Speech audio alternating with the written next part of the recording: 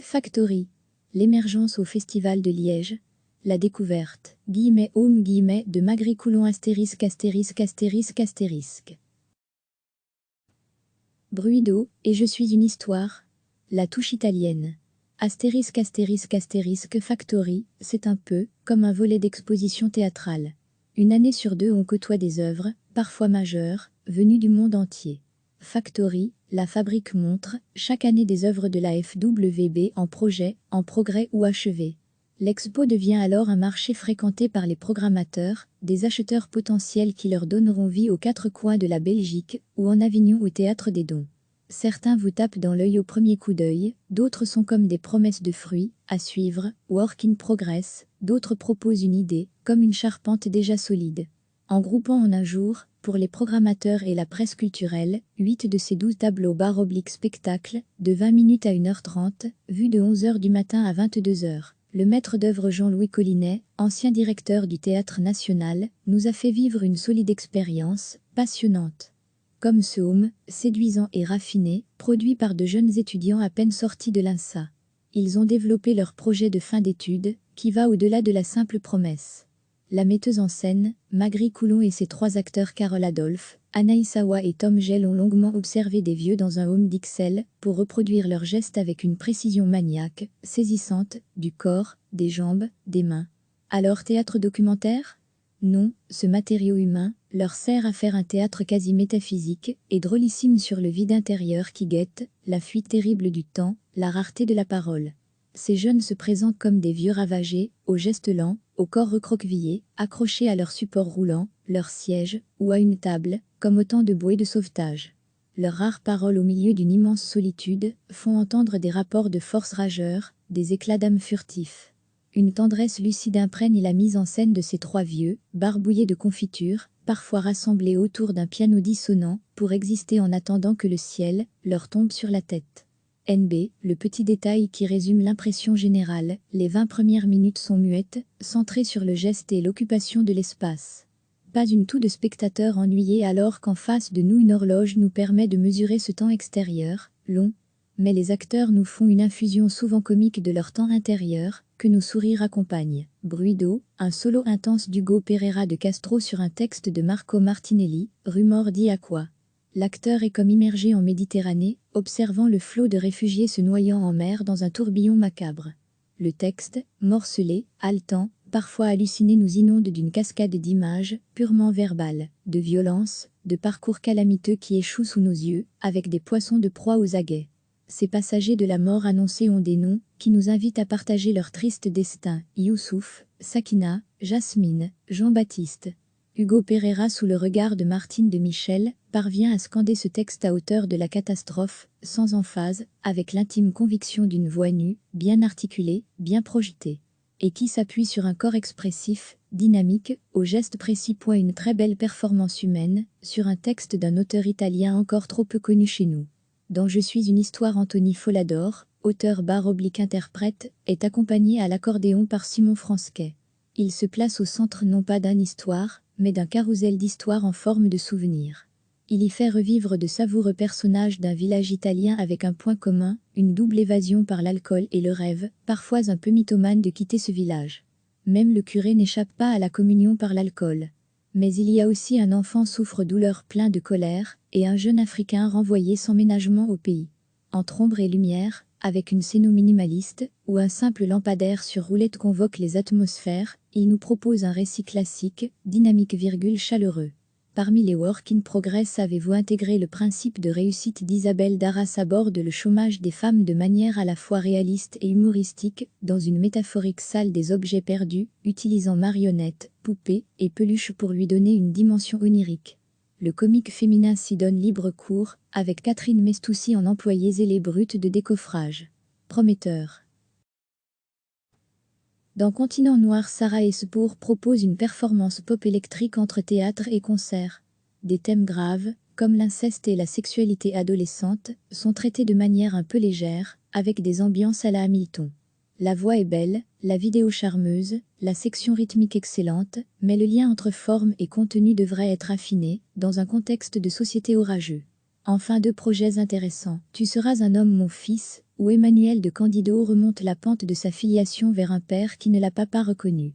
Le petit bâtard, comme une balle perdue, a fini par retrouver et même admirer ce père qui a mené une vie passionnante entre Antarctique et Afrique. Le projet bien structuré prévoit une quête filiale en 3 étapes.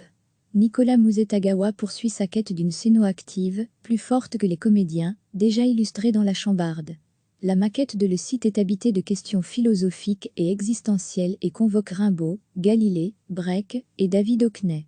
Son degré d'abstraction visuelle et lyrique, son interrogation sur l'autisme devrait intéresser aussi des musées d'art contemporain sensibles à l'espace, à la danse et à un théâtre qui se passe d'intrigues et de personnages. NB, certains des spectacles évoqués sont coproduits au Festival de Liège par la Chaufferie, mais aussi par le Théâtre National, la Maison de la Culture de Tournai, Mars-Mons, le Théâtre de Namur, ou le Théâtre des Dons à Avignon. Ils seront donc visibles en FWB, cette année ou en 2021. D'autres déjà produits à Bruxelles, cette saison Un loup pour l'homme de Violette Palaro ou Carnage d'Hélène Betin et Clément Guettal, sont inclus dans Factory 2020. Christian Jade, RTBF.be. Factory, c'est un peu comme un volet d'exposition théâtrale. Une année sur 2 on côtoie des œuvres, parfois majeures, venues du monde entier. Factory, la fabrique montre, chaque année des œuvres de la FWB en projet, en progrès ou achevées. L'expo devient alors un marché fréquenté par les programmateurs, des acheteurs potentiels qui leur donneront vie aux 4 coins de la Belgique, ou en Avignon au Théâtre des Dons. Certains vous tapent dans l'œil au premier coup d'œil, d'autres sont comme des promesses de fruits, à suivre, work in progress, d'autres proposent une idée, comme une charpente déjà solide. En groupant en un jour, pour les programmateurs et la presse culturelle, 8 de ces 12 tableaux spectacles, de 20 minutes à 1h30, vus de 11h du matin à 22h. Le maître d'œuvre Jean-Louis Collinet, ancien directeur du Théâtre National, nous a fait vivre une solide expérience, passionnante.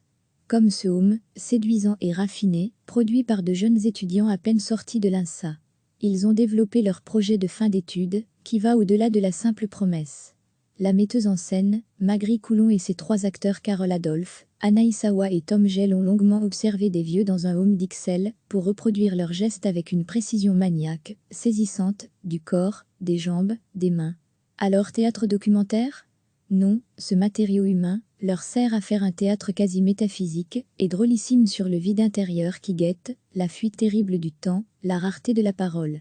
Ces jeunes se présentent comme des vieux ravagés, aux gestes lents, au corps recroquevillé, accrochés à leur support roulant, leur siège, ou à une table, comme autant de bouées de sauvetage. Leurs rares paroles au milieu d'une immense solitude font entendre des rapports de force rageurs, des éclats d'âme furtifs. Une tendresse lucide imprègne la mise en scène de ces 3 vieux, barbouillés de confiture, parfois rassemblés autour d'un piano dissonant, pour exister en attendant que le ciel leur tombe sur la tête. NB, le petit détail qui résume l'impression générale, les 20 premières minutes sont muettes, centrées sur le geste et l'occupation de l'espace. Pas une toux de spectateurs ennuyés alors qu'en face de nous une horloge nous permet de mesurer ce temps extérieur, long, mais les acteurs nous font une infusion souvent comique de leur temps intérieur, que nos sourires accompagnent. Bruit d'eau, et je suis une histoire. La touche italienne. ***** Bruit d'eau, un solo intense d'Hugo Pereira de Castro sur un texte de Marco Martinelli, Rumor di Acqua. L'acteur est comme immergé en Méditerranée, observant le flot de réfugiés se noyant en mer dans un tourbillon macabre. Le texte, morcelé, haletant, parfois halluciné, nous inonde d'une cascade d'images, purement verbales, de violence, de parcours calamiteux qui échouent sous nos yeux, avec des poissons de proie aux aguets. Ces passagers de la mort annoncée ont des noms, qui nous invitent à partager leur triste destin. Youssouf, Sakina, Jasmine, Jean-Baptiste. Hugo Pereira, sous le regard de Martine de Michel, parvient à scander ce texte à hauteur de la catastrophe, sans emphase, avec l'intime conviction d'une voix nue, bien articulée, bien projetée. Et qui s'appuie sur un corps expressif, dynamique, au geste précis. Une très belle performance humaine, sur un texte d'un auteur italien encore trop peu connu chez nous. Dans Je suis une histoire, Anthony Follador, auteur/interprète, est accompagné à l'accordéon par Simon Fransquet. Il se place au centre non pas d'une histoire, mais d'un carrousel d'histoires en forme de souvenirs. Il y fait revivre de savoureux personnages d'un village italien avec un point commun, une double évasion par l'alcool et le rêve, parfois un peu mythomane, de quitter ce village. Même le curé n'échappe pas à la communion par l'alcool. Mais il y a aussi un enfant souffre-douleur plein de colère, et un jeune Africain renvoyé sans ménagement au pays. Entre ombre et lumière, avec une scéno minimaliste, ou un simple lampadaire sur roulette convoque les atmosphères, il nous propose un récit classique, dynamique, chaleureux. Parmi les work in progress, avez-vous intégré le principe de réussite d'Isabelle Darras aborde le chômage des femmes de manière à la fois réaliste et humoristique, dans une métaphorique salle des objets perdus, utilisant marionnettes, poupées et peluches pour lui donner une dimension onirique. Le comique féminin s'y donne libre cours, avec Catherine Mestoussi en employée zélée brute de décoffrage. Prometteur. Dans Continent Noir, Sarah Espour propose une performance pop électrique entre théâtre et concert. Des thèmes graves, comme l'inceste et la sexualité adolescente, sont traités de manière un peu légère, avec des ambiances à la Hamilton. La voix est belle, la vidéo charmeuse, la section rythmique excellente, mais le lien entre forme et contenu devrait être affiné, dans un contexte de société orageux. Enfin, 2 projets intéressants, Tu seras un homme mon fils, où Emmanuel de Candido remonte la pente de sa filiation vers un père qui ne l'a pas reconnu. Le petit bâtard, comme une balle perdue, a fini par retrouver, et même admirer ce père qui a mené une vie passionnante entre Antarctique et Afrique. Le projet bien structuré prévoit une quête filiale en 3 étapes. Nicolas Muzetagawa poursuit sa quête d'une scéno active, plus forte que les comédiens, déjà illustrée dans La Chambarde. La maquette de le site est habitée de questions philosophiques et existentielles et convoque Rimbaud, Galilée, Breck et David Hockney. Son degré d'abstraction visuelle et lyrique, son interrogation sur l'autisme devrait intéresser aussi des musées d'art contemporain sensibles à l'espace, à la danse et à un théâtre qui se passe d'intrigues et de personnages.